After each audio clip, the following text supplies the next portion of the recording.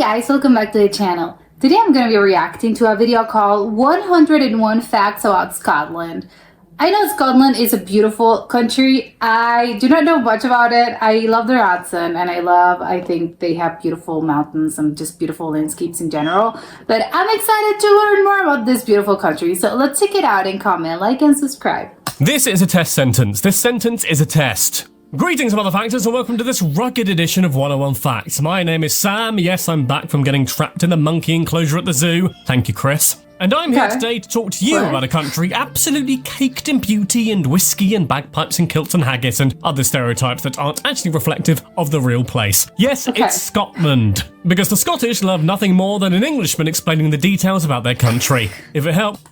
Obviously, that's a huge joke. I know, yes. They hate to be called English. I know that. Some half Irish. But what unique sports are at Scotland's very own games? Which pretty essential inventions do we have the Scots to thank for? And can I get through this whole video without attempting a Scottish accent? Can I? I hope I can for my own safety. 2 out of 3 of those questions are going to be answered, so let's get ready to go to a land, up over, rather than down under. At least it is to England anyway, with 101 facts about Scotland. Number 1. Scotland is not a theme park, but a country, and a part of the United Kingdom. Why would I think it was a theme park? Is it a theme park that's called Scotland that I'm unaware of? Covering the northern parts of the island of Great Britain. We might just have to wait and see how long that fact's accurate for, but right now, in 2021, Scotland is still a part of the UK. Oh, okay. Number 2. The Scottish mainland borders northern England along the Anglo-Scottish border, as you can see here. This border was established all the way back in 1237 at the Treaty of York. Oh. That's the year, by the way, not the time. It's approximately... I'm surprised it hasn't changed, just because borders tend to change and shift throughout time. So I'm surprised it's stuck since, what, 1200? That's a long time. 96 miles long. The Proclaimers would have to walk across it 5.2 times to make good on their vacuous promise, and then do the same thing again. Number 3. Scotland's capital city is Edinburgh, which confusingly is spelled like this. It's an important place for reasons we'll get to later, don't you worry, but just one of them is that in 1824 it was... Well, it's the capital, that should be important enough. ...the home to the world's first fire brigade. So without Edinburgh, we'd probably just have to use a tap or something against a house fire. Number 4. It wasn't always the cap, though. Dunfermline used to be the capital of Scotland. In fact, 12 of Scotland's... Never heard of it, I'm sorry. ...own kings and queens are buried in the town's abbey. Oh. Number 5. While Edinburgh is the capital, Glasgow technically... Yeah, hold on. Why did it change that? It seems important. It beats it because it's bigger, and has a population that's also larger. The number of them, I mean, not the physical size. Yeah. No, I don't... Yeah, do a lot of people live there? I have it in my mind, maybe I'm completely off, that Scotland is not a huge country. Well, I know that geographically it is, but I don't know how many people live in there. So I'm in the dark here. Number 6. The population of Scotland as a whole is 5.4 million. Love that my answers are being answered. But okay, 5 million. So that's tiny. That's really small. Which I guess is small when compared to, you know, the likes of you American lot with your states and stuff. But hey, Scotland has New Asgard in it, or rather where they filmed it for Avengers Endgame. So, there. Number 7. It's not just in comparison. I think obviously the US is huge and the people it's something like I don't know, 50 million people living in one state. But it seems small. I don't know why I think it's just very big. I'm surprised that not many people live there, just because I think Scotland, it's big. It's a big country, just probably uninhabited apparently. The word Scotland comes from the Latin word Scotia, a word that was used to describe Irish settlers in both Ireland and Scotland. So Scotialand sort of makes sense, just without the, IA. Oh, and the Gaelic name for Scotland is Alb. But how come they divided at some point? People were, no, we're not, we're something else, we're Irish, not Scottish. When did that happen? Languages, eh? Number 8. But look, those are some broad strokes. Let's go for some good old-fashioned history here, okay? We can look back as far as the Paleolithic era for Scotland, to around 12,000 BC. During this period, it was home to an advanced alien race with huge technological advantage. Of course, no, I'm joking. It's the usual. There were small groups of hunter-gatherers who lived there, surviving just off the land. Yeah. Number 9. I would assume that was... The human population was about 800,000 people back in those days, and they all lived like that. They then stayed that way for around 8,000 years, with the next notable change in around 4000 BC, when folks started claiming Scottish land as their own and using it for farming. It was around this time that people started using proper shelters and houses. I'm wondering what exactly they farmed, because I don't know what kind of crops are good in Scotland. Oats, probably, and what whiskey? Whiskey's made out of malt, so barley, maybe? No, I'm confusing it with beer. I don't know. I'm wondering what kind of crops were people growing in Scotland back in those days. Houses and making pottery, we all need a hobby, as well as weapons and utensils, some of which are still being discovered today. That's nice. Number 10. Like most societies, Scotland continued to develop throughout the Bronze and Iron Ages, making better tools and weapons, and laying further importance on wealth and social status. Let's be fair, that last bit hasn't really changed. Number 11. The first properly recorded bit of history in Scotland is from 79 AD, when the Romans showed up, like they seemingly did, bloody everywhere. Yeah, Whilst they were everywhere. successful in the south of the UK, they were actually effectively fought off by native Celtic tribes, named the Caledonians and the Picts. Number 12. After the So the Roman influence in Scotland, I'm guessing, is not that big compared to England, probably. Roman invasion failed to conquer Scotland, the country was divided into a series of kingdoms. The four most important of which were the Picts, the Gaels of Dalriata, the Britons of Alt Clut, and the Anglian kingdom of Bernicia. Where do clans come from 13. then?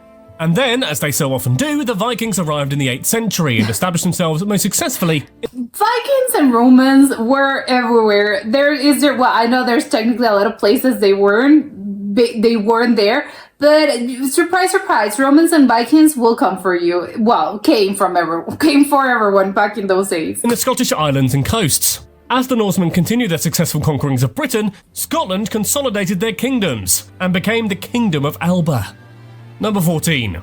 Kenneth I MacAlpin is credited as the first King of Scotland, as he's believed to have founded the country in the year 843. The first fully recorded It's crazy that you're recorded as being, he's the creator of this country. Okay, there's only one person? king of the country, though, was Donal MacConstantin, who is documented as the King of Alba in the year 900. Number 15. Fast forward to the thousands now, and Malcolm II, who was a rival dynasty, acquired the throne by killing Kenneth III. Afterwards, he focused on expanding his territory southwards and excelled with victories like the Battle of Carron. As one does. Number 16. I'm sure you've all heard Macbeth as the name of William Shakespeare's play, but it was also the name of Scotland's king from 1040 to 1057. Shakespeare Well, yeah, of course, it came from something real. Not the story, obviously. Well, I don't think the story is real, but it's inspired by. loosely based this play on Macbeth's rise to the throne. A lot of the characters were real historical figures, but yeah, it was a Yeah, three witches didn't appear to this king. artistic interpretation. Number 17. Between the first King of Scotland in 843 and 1173, things were pretty chilled in Scotland. If you don't count all the treason, that is, because there was so much of it that we'll have to gloss over it. We'll be here all day otherwise. Okay, again, I think that's just part of the curse for the time period. Everyone was betraying each other. Everyone was trying to conquer other territories. It's okay. Everyone was in the same mindset. Number 18. In 1173, though, Scotland entered a revolution against Henry II of England. To cut a long story short, Henry II's sons and wife started a rebellion against him because Henry promised some castles to his son John, and heir to the throne Henry was annoyed because he couldn't use them to reward his knights or aristocrats. As one does. They were supposed to be his inheritance, but anyway. Number 19. So how was Scotland involved? Well, Henry kept nicking their castles. Then Scotland's I don't know if those are the real castles that were part of the story and the history, not the story, the history. But they are gorgeous, and I'm surprised they are still maintained in that well of a condition. King William I, also known as William the Lion, was captured by the English royalists during the Battle of Alnwick and was transported to Falaise in Normandy. Number 20.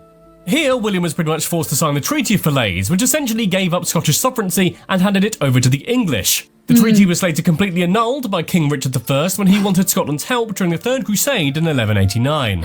I love they just we break the treaty. No, that wasn't valid. Okay, sure, whatever. Number 21. During the 13th and 14th centuries, Scotland saw several wars of independence from the Kingdom of England. It was very back and forth depending on who was in power, so I won't go into the details of it, but with the declaration of Arbroath in 1320, Scotland remained independent. It's crazy that they've been at it for, 200 years at this point? Number 22. That War of Independence and the revolt against King Edward I of England were the setting for the iconic movie Braveheart. William Wallace is that Scottish guy with the blue face paint from the memes. You know, the one who shouted, "They will never take our freedom." Number 23. The next and arguably most important period in Scottish history is the reign of the Stuarts. The first Stuart king, Robert II, took to the throne in 1371, but the most famous of the Stuart monarchs is Mary, Queen of Scots. Oh, yeah. Number 24. Mary became Queen of Scotland in 1542, aged just 6 days old. Of course, a baby couldn't Yeah, of course. Yeah, things are. When you look at it like that, the monarchy is kind of crazy. Was crazy, is crazy. I don't know, the whole concept, it's insane. actually rule, so regents ruled the country in her place until 1561 Yeah. when she returned to the throne. Clearly. After her husband, King Francis II of France, died. Number 25. During her reign, her second husband, Lord Darnley, was killed in an explosion, and Mary and her third husband, James Bothwell, were later subject to an uprising that would have Kind of sad. Everyone was dying. Even kids in concerts were dying. But, well, you know, chances are you're going to die. them imprisoned. Mary attempted to regain the throne later on but failed and fled to seek help from her cousin, Queen Elizabeth I of England. Number 26. Probably not the best idea though, as Mary had Yeah. previously voiced her claim to the English throne and was seen by some as a legitimate sovereign of England. So Elizabeth, viewing her as a threat, imprisoned her for 18 years until 1587 when she was beheaded for treason. That seems kind of bad. Obviously, the whole thing, being imprisoned and being beheaded. But it seems awful that you're imprisoned for 18 years and then you're executed. Couldn't you do this? Put me out of my misery. If you're going to kill me anyway, I'd rather, instead of spending 18 years in a cell, just kill me. Like, why are we doing this? It seems cruel. Number 27. Mary had a son with Lord Darnley, her second husband, and after Queen Elizabeth I died in 1603 without having any of her own children, and thus no heirs to the throne, Mary's son James VI became King James VI of Scotland and King James I of England, resulting in what's known historically as the Union of the Crowns. Number 28. Makes sense. Despite having the same monarch with one big crown, Scotland and England were still governed as individual states. This would continue for another century until 1707 when the Act of the Union was passed, creating I love Israeli histories measured in centuries. Oh, it went on for 100 years. Let's skip this. Okay, sure. the United Kingdom of Great Britain, which encompassed Scotland, England and Wales. And we all lived happily ever after and nothing bad happened to us ever again. No. Number 29. Not Absolutely everyone not. was thrilled with this union, though, and this led to the rise of the Jacobites in Scotland. One of the most famous leaders of the uprising was Charles Edward Stuart, although Yeah. not the same Stuart as before. He was also Bonnie known as Prince. Bonnie Prince Charlie. Number 30. The Bonnie Prince attempted to reclaim the Scottish throne for the Scottish lineage, but after decades of battles, the Jacobite cause failed when Charles Edward Stuart died without a legitimate child in 1788, followed by his brother Henry in 1807. Number 31. In a huge battle. Jacobites were no doubt also fueled by the Highland clearances, which began in 1746, when the British imposed laws to assimilate the traditional Highland clans. Their tartans were banned and clan chiefs had their rights removed. Their land was then transformed for farming and rural. Were the clans actually, they were governed as in, it was legally binding, I believe. It wasn't just something culturally as in, oh, I'm part of a clan, it's not part of a group. No, you're a law-abiding citizen, basically. I would love to know how that works. Areas were depopulated to favour the booming fishing industry in coastal towns. Oh, really? Number 32. After the Act of the Union and the fall of the Jacobites, Scotland entered what we call Scottish Enlightenment, where the country's major cities saw an influx of intellectual improvements with more buildings like universities, libraries and museums being built. Oh, well, that's good, but I think it's bad. Was that when they were forbidden to use the quilts and stuff and all of that? Number 33. You couldn't be proud to be, well, not Scottish. I think part of the clans, I think that was forbidden. Not just the Scottish part, it's fine. But do not be proudly, I don't know, proclaiming yourself part of the whatever clan. Around the turn of the 19th century, Scotland was also changing economically with huge advances in industry, particularly in coal mining, shipbuilding and textiles. Glasgow also became prevalent around this time because of their status in the tobacco trade. Really? It's kind of apt that I coughed there, really. Number 34. Yeah, well, not the weather. The air quality must have been terrible. Scotland continued its development steadily, and then the First World War came along. As Oh, well. part of the United Kingdom, Scotland played a major role in the two world wars, especially in providing ships, machinery, food, and money, as well as soldiers. Obviously. Everything. Number 35. Because of the huge boom in economics provided by the demands of the war effort, once the First World War was over, Scotland was hit by the Depression, much like the Great Depression of the United States. Everything, yes. After a war, this kind of thing happened everywhere. It's kind of sad. It's sad, yes. It's you're coming out of an awful period. There's been a lot of wars. There's been a lot of conflict, and then you're poor. Okay, great. Number 36. During the First and Second World Wars, Scapa Flow in Orkney was a very important Royal Naval base. The Shetland Isles also played an important role due to their fairly close proximity to occupied Norway between 1941 and 45. Yeah, I was wondering why was it important? What's important about an island? The Shetland bus operation helped many Norwegians flee the Nazis. Okay, Number good. 37. The slightly confusingly named Scotsman Sir Robert Watson Watt is credited with the invention of radar technology. He and his assistant, Arnold Frederick Wilkins, used radio signals to locate aircraft at long distances, which was one of the most valuable technological and tactical advancements during wartime in Great Britain. Yeah. Number 38. After World War II, the economy of Scotland once again suffered with the post-war depression. This time, though, while some industries continued their decline, the Scots found a new source of economic success in the North Sea: oil. It was a big deal because it was the first source of oil They have oil? I had no idea. that the UK themselves had made. Number 39. In 1999, almost 300 years after it last closed, Actually, maybe not that weird because Norway. No, is it Norway? Yeah, they also have a lot of oil. They're close, so it must be something about the water. Scottish Parliament reopened for the first time. This was after the Scotland Act was passed in 1998, which established a Scottish Parliament and government that would have responsibility for the laws that were specific to Scotland. Number 40. In 2014, Scotland held a referendum about Scottish independence. In response to the question, should Scotland be an independent country, 45% or 1,617,989 people voted yes, whilst 55% of voters, or just over 2 million people, voted no. I would have thought it was closer together, but I think it's not that close. I think it's a lot of people actually do not want to be independent. Scotland has remained part of the United Kingdom ever since. Again, as of this video recording.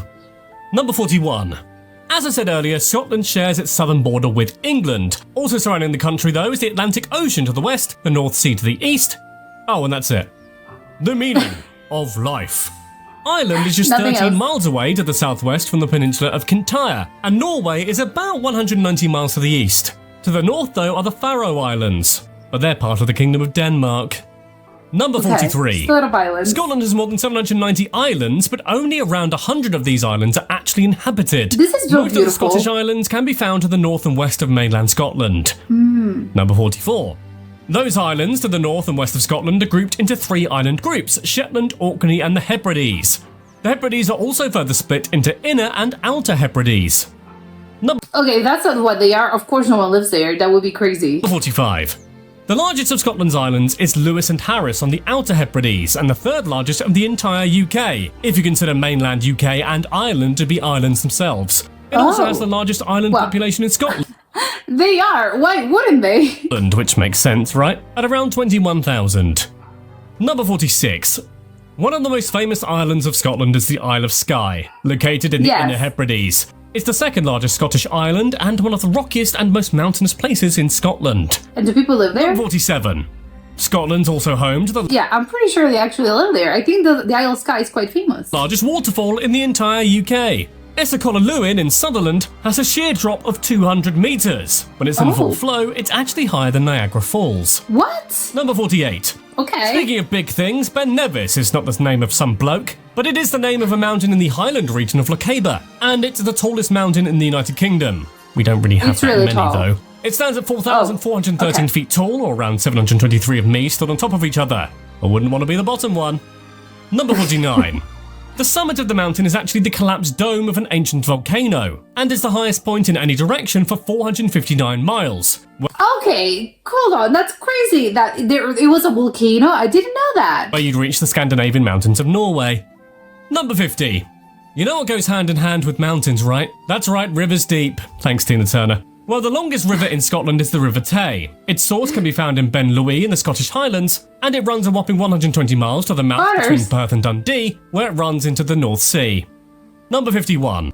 One of the largest castles in Scotland is Urquhart Castle, on the banks of Loch Ness. Many miracles are said to have been performed here during the early days of Christianity in Scotland. Okay, but it seems kind of small. Maybe it's in ruins. It must have been great, but it's in ruins.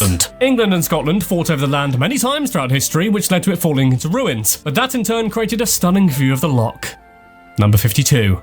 The Nap of Hawar on the island of Papa Westray in Orkney is said to be the oldest and best preserved stone house in the whole of northern Europe. It dates back to between 3700 to 2800 BC and even has it's very old. How is it still standing? That's crazy. surviving stone cupboards and stalls.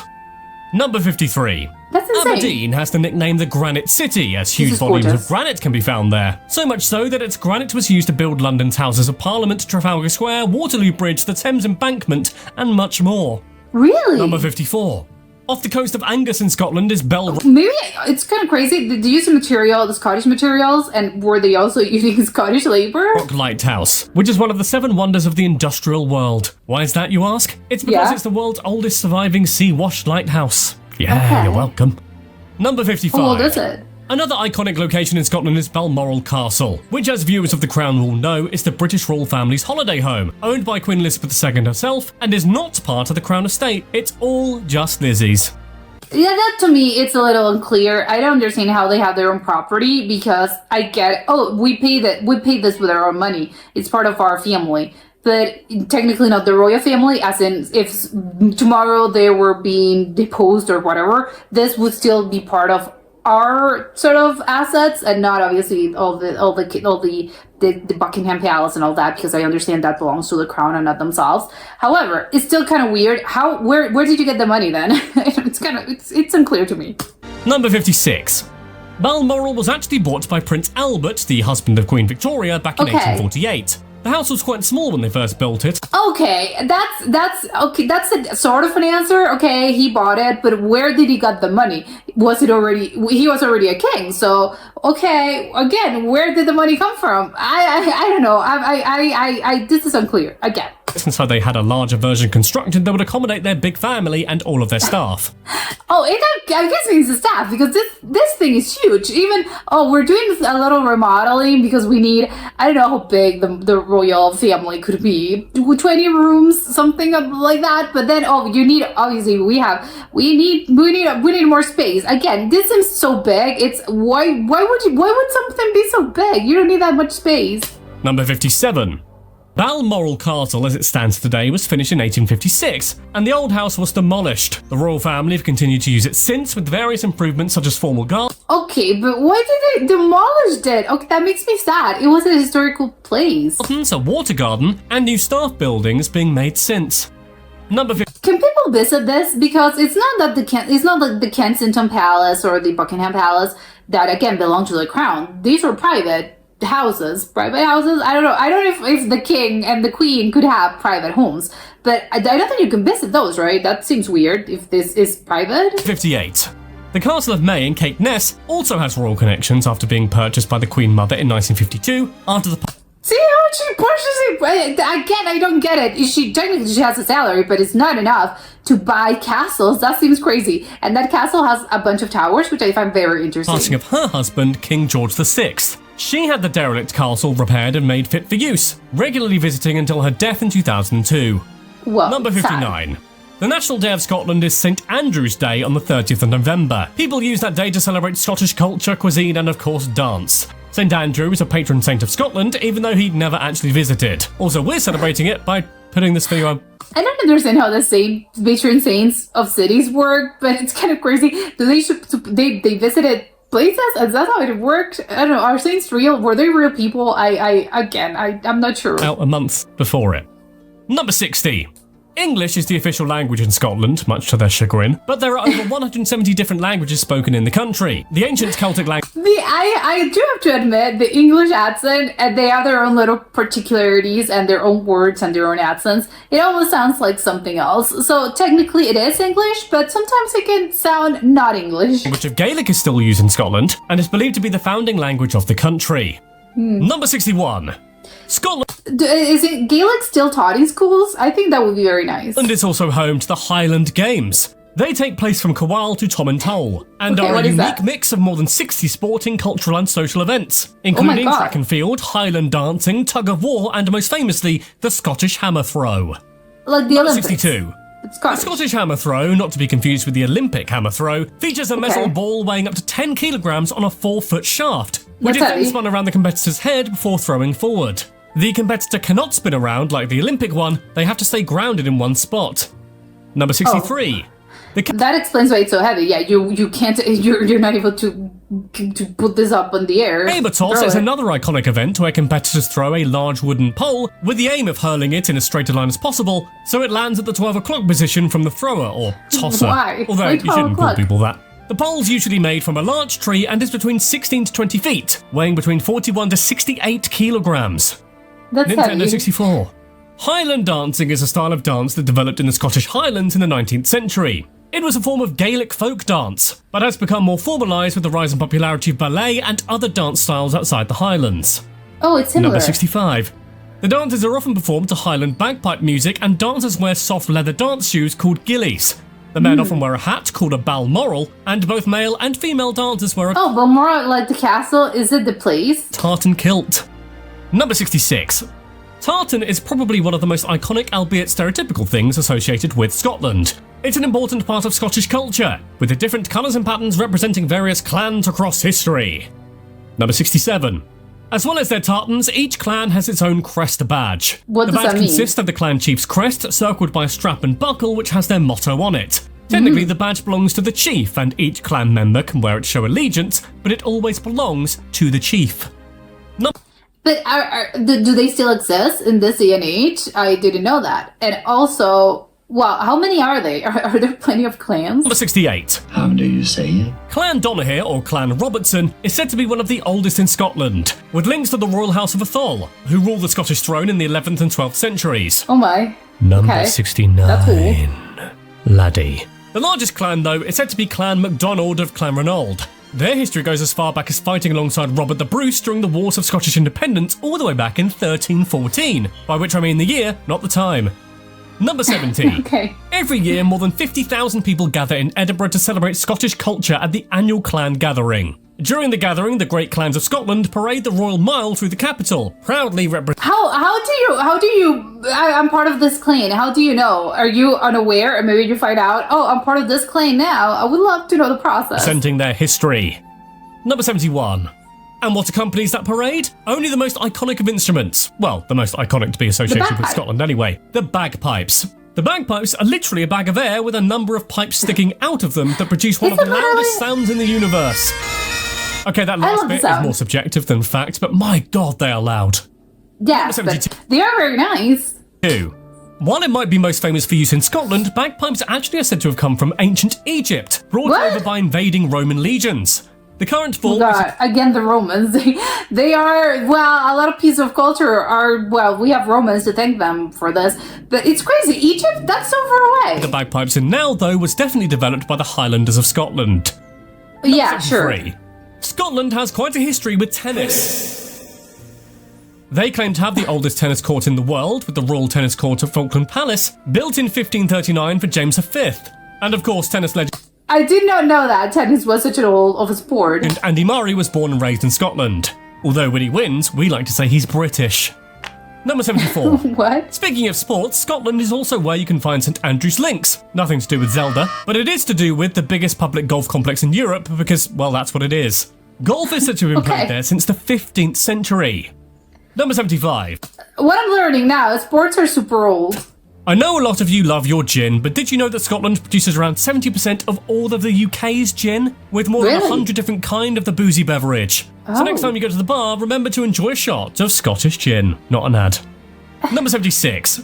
What Scotland is really famous for, though, in the drinky The world whiskey. is whiskey. Scotland ships 39 bottles of Scotch whiskey every second. To classify my. as Scotch, it has to be produced in Scotland and matured in oak casks for at least Correct. 3 years. Scotch is understandably their national drink and is the biggest export in the whole of the UK.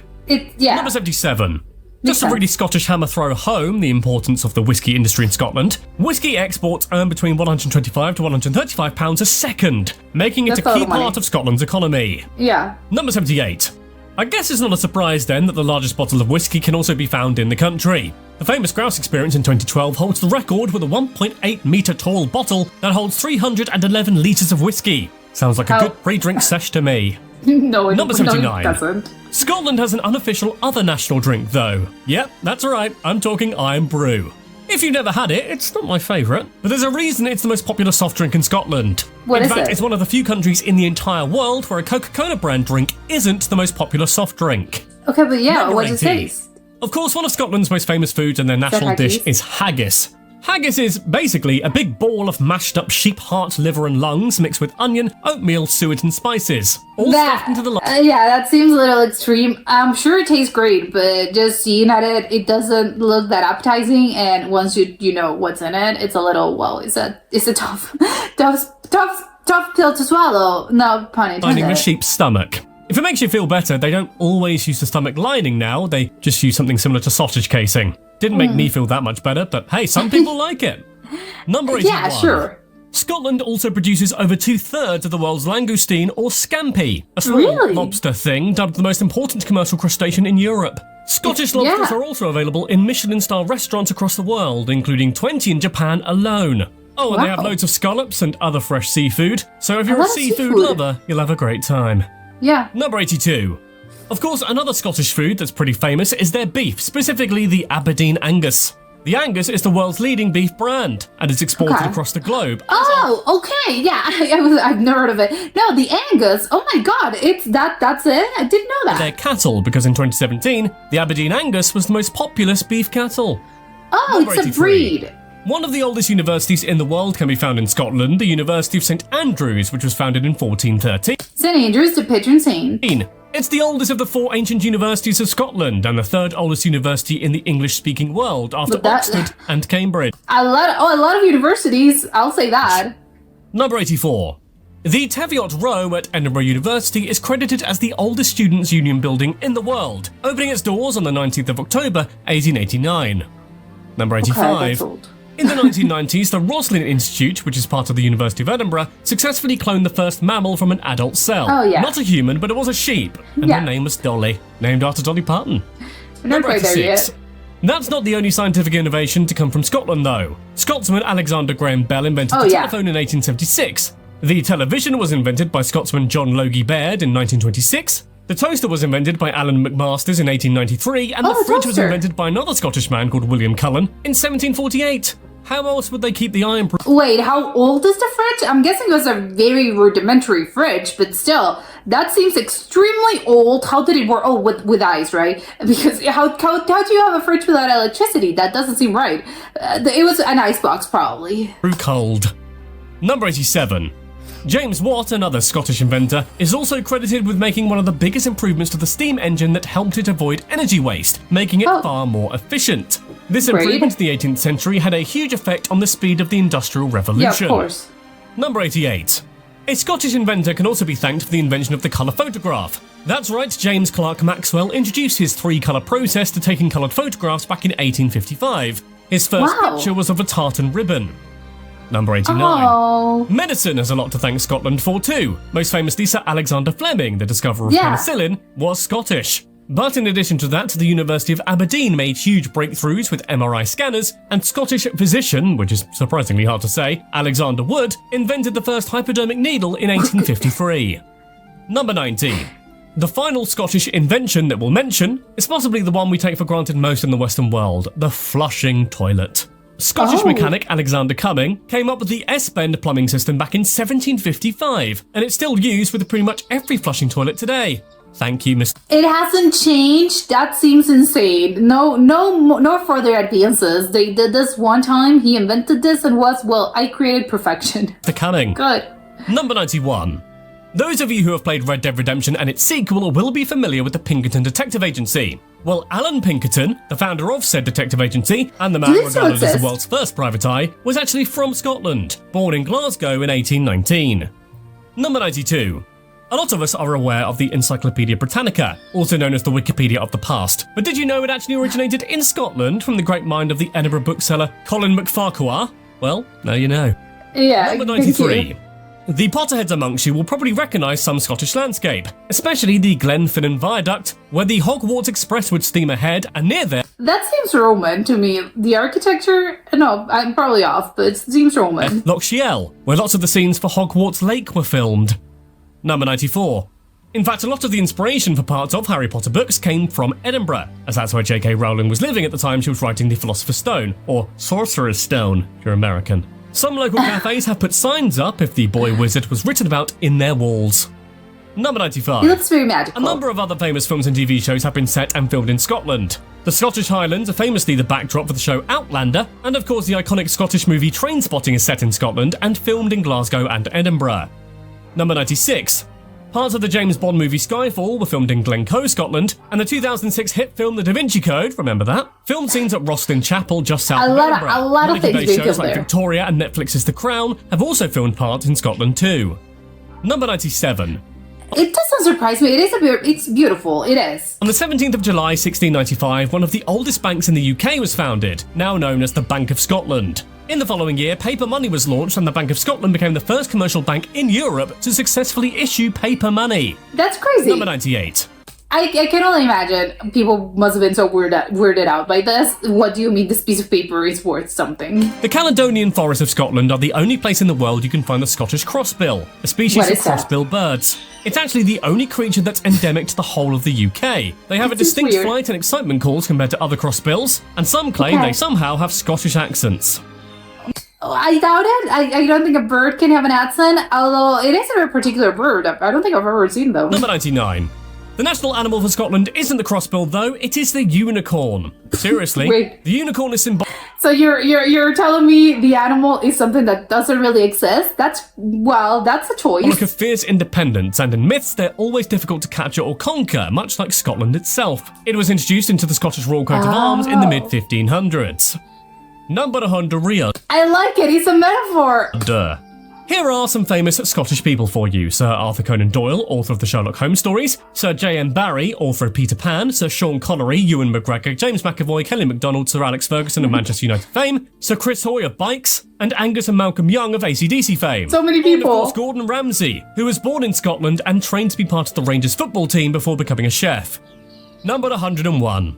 There are more redheads in Scotland than anywhere else in the world, including Karen Gillan, the best redhead in the world and just an all-round lovely lady. Those are 101 facts about Scotland. Do you live there? Have you been? Let me know in the comments down below. While you're down there, please give us a like and also subscribe to join the Mother Factor Army. I mean, I won't actually call on you for armed forces or defence. In fact, I might. Stay tuned. In the meantime though, 2 videos on screen that are really going to wet your whistle and you're going to dig them real deep. Why not give one a click and I'll see you there. Goodbye now.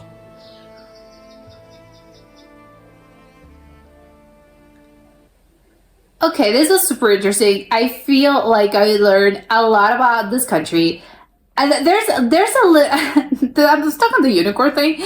I think it's funny, yes, because technically, well, usually national animals tend to be something, obviously they have to be native to that particular place.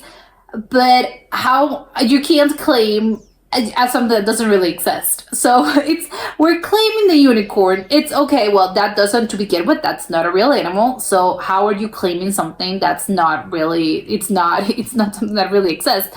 That to begin with is crazy. But it's just insane. But I do like it. Well, yeah, it's a metaphor for, it's hard to catch. It's an imagination. It's something that's precious. It's something that everyone wants. But at the same time, it's mythical. It doesn't really exist. So I like it as a metaphor for the country itself.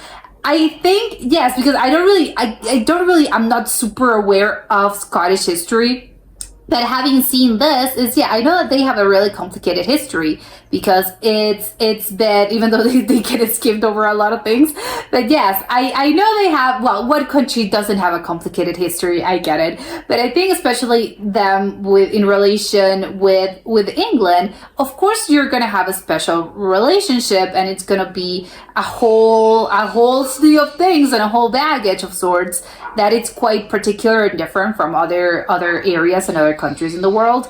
So I really do understand how hard it can be, I think, for what Scottish identity actually means and how people, because obviously it's easy to say, oh, I'm Scottish. Yeah, of course, everyone can say that. But I think the whole feeling of feeling Scottish and what being Scottish actually means, I think it can be very complicated and it can probably have a lot of complicated connotations. And again, taking into account all the history and and even recent history, because even the whole, they were trying to be independent and they were doing this referendum to be independent a few years ago. So I think that's still ongoing. It's still a sort of complicated thing. So it is, and of course, knowing the history behind the clans, which I would love to find out a little bit more, because I think it's a little hazy and I kind of know what they were, but I think I have a lot of questions, especially because, in this day and age, the clans still exist. I thought they had been